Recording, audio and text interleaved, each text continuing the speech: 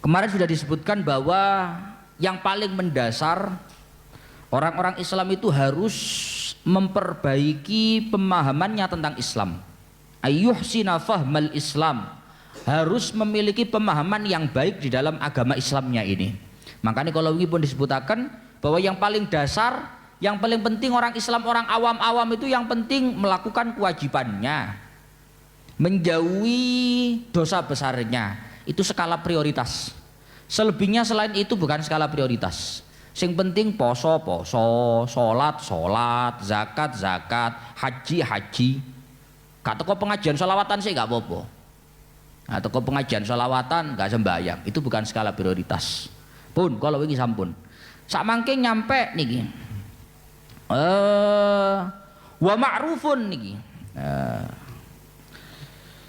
La tashtaghilu bima yashtaghilu haula'il ladzina dhayya'ul awqat haulal umuril khilafiyah, halaman 32 atas. Wa ma'rufun bi ijma'il ulama min kullil madzahibi wal madaris annahu la inkara fi masailil khilafiyah. Maka tidak semestinya kita itu sibuk permasalahan-permasalahan yang bersifat khilafiyah. Pak nggak bahas khilaf ae. Iki hukumnya ya apa? Iki oleh tak gak? Jari iki oleh, jari iki gak oleh. Oleh. Habis usia kita. Kita semua sudah tahu ma'ruf bi ijma'.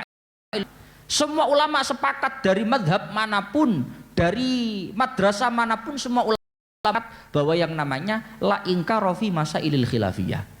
Tidak boleh mengingkari permasalahan yang masih ada perbedaan pendapat ulama. Al masailil latih talafa fiha wa shara fiha aktsaru min qaulin wa lam yahdutz fiha ijma'un yakiniyun la yanbaghi an bahwa permasalahan yang di sana masih ada perbedaan pendapat ulama, tidak pakem satu pendapat, tidak paten satu pendapat, maka permasalahan yang seperti ini yang belum ada kesepakatan para ulama tidak boleh diingkari oleh siapapun. Maksudnya pripun sih Gus? Ngene lho Pak, kowe tahanan yo. Wong saiki ku masyaallah sing dibahas itu barang-barang sing gak penting. Kok cara bahasa nih, walakin haula laisa lahum illa hadzal jadal. Orang-orang itu, mereka itu sibuk setiap hari bahas khilafiyah. Contoh perdebatannya haulal ghina. Hukum lagu gimana? Musik itu haram apa enggak haram? Iku kejaman dalba. Gak usah dibahas. Lek kon musikan melok sing oleh, lek gak doyan musik melok sing gak oleh. Simple. Bahas kuwi ae. Wat taswir, lukisan haram itu. Iku rumah Umayyah iku ono lukisane haram. Lek kowe melok haram melok lek aku melok gak haram. Enggak repot-repot Pak. Karena permasalahan-permasalahan yang seperti ini yang memiliki pendapat-pendapat yang begitu banyak. Contoh wan niqab lil mar'ah. Niqab itu cadar bagi para wanita. Jare sing kene, kamu gak bercadar dosa tok bendina. Kowe lek melok cadaran melok aku ora. Semono uga sampeyan nek gak cadaran, ojo ngilokno wong cadaran. Wong saiki kan ngono Pak. Ono wong cadaran lho. Ninja lo repot. Linukhalli afrodana laha ra'iyatu madhabin min madhahibah. Biarkan diri kita masing-masing mengikuti pendapat dari madhab manapun yang memang diikuti. Pokok ono pendapat ulama ngono lho Pak. Jangan sampai kita itu risau, sibuk ngurusi hal-hal semacam ini yang skalanya bukan skala prioritas. Ono wong ngaji rokok haram. Lek haram haromo. Ojo bangga ben bahas rokok hukumnya apa? Apa gak ngono wae, entek umur. Wong saiki kan ngono kuwi, Pak. Yang disibukkan itu, yang dibahas itu bukan skala-skala prioritas. Apa gak ngono wae? Ono rokok haram. Apa hukumnya rokok? Apa gak ngono wae? Iku lho wong katokan senen ono. Balanang ba wedok buka aurat haram. Masih lanang lek katokan kan haram, Pak. Wong buka aurat. Aurate wong lanang sampe sak ngono. Lek ono wong wedok katokan meneng ae didelok idok ngene. Ono rokokan geger. Rokokan haram. Linukhalli afrodana. Laha ra'iyatu madhabin min madzahibah. Biarkan kalau memang permasalahan itu notabene-nya ada banyak pendapat dari para ulama, biarkan masing-masing dari individu kita mengikuti pendapatnya ulama yang diikuti. Lek ono lho, Pak. Lek gak ono sing cerita. Makanya secara kaidah fikih niku, Pak. La yungkaru al-muttafaqu la yungkaru al-mukhtalafu fi, ngeten bahasane. La yungkaru al-mukhtalafu fi wa innama yungkaru 'alal mujma'u 'ala tahrimi. Sesuatu yang masih ada perbedaan pendapat di antara para ulama itu tidak layak diingkari. Yang layak untuk diingkari itu adalah sesuatu yang ulama sepakat bahwa itu haram, bahwa itu nggak boleh, itu layak diingkari. Ono kancane nggak sembayang, sopo? Pendapatnya sopo ulama sing oleh nggak sembayang? Pindro. Ngono meneng ngai bide kae, direwangi malan. Wis kene nggak apa-apa sembayang, aman kene. Ono kancane nggak poso direwangi. Tapi lah ono wong sing nglakoni barang-barang sing sifatnya masih ada perbedaan pendapat malah digegeri. Biarkan Pak, sudah. Kita jangan menghabiskan usia kita untuk hal-hal yang sifatnya bukan skala prioritas.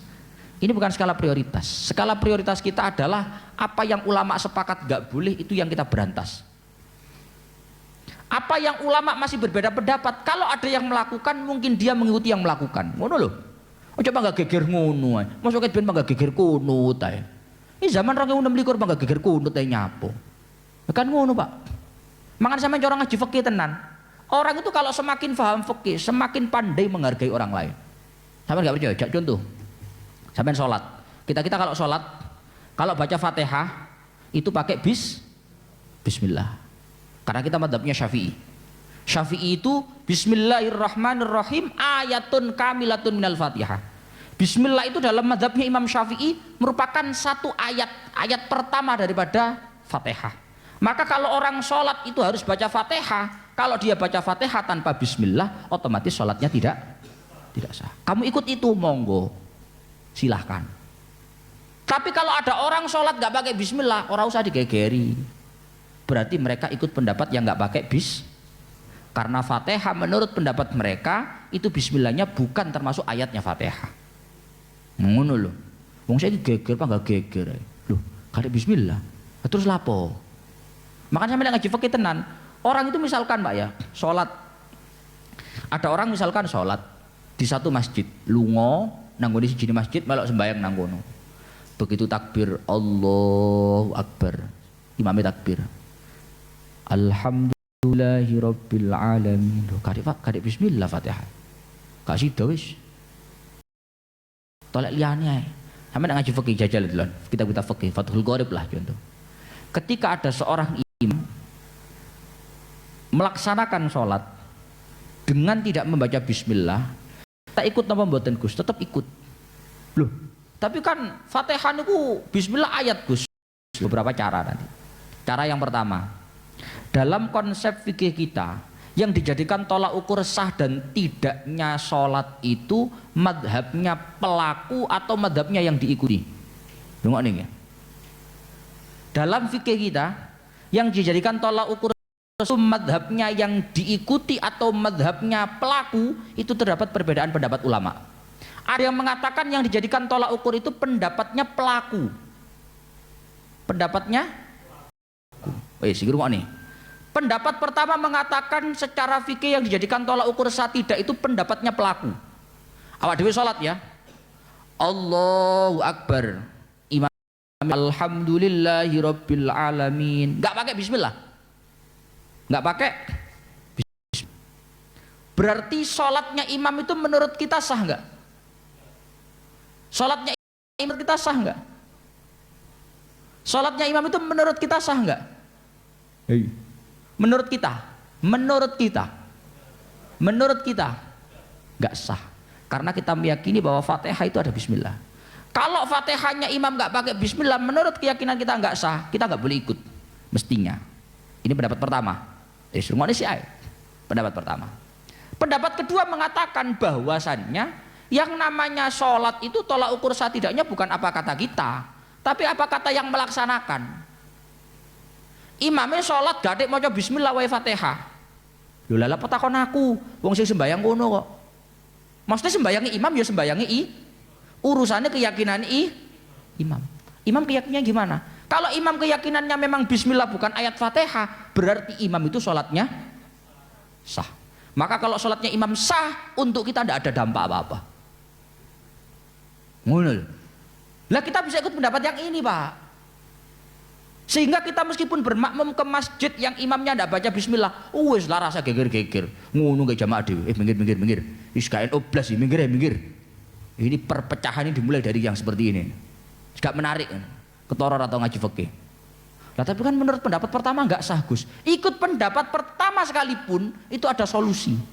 Kan kalau ikut pendapat pertama pola pikir yang ini, imam menurut keyakinan saya nggak sah.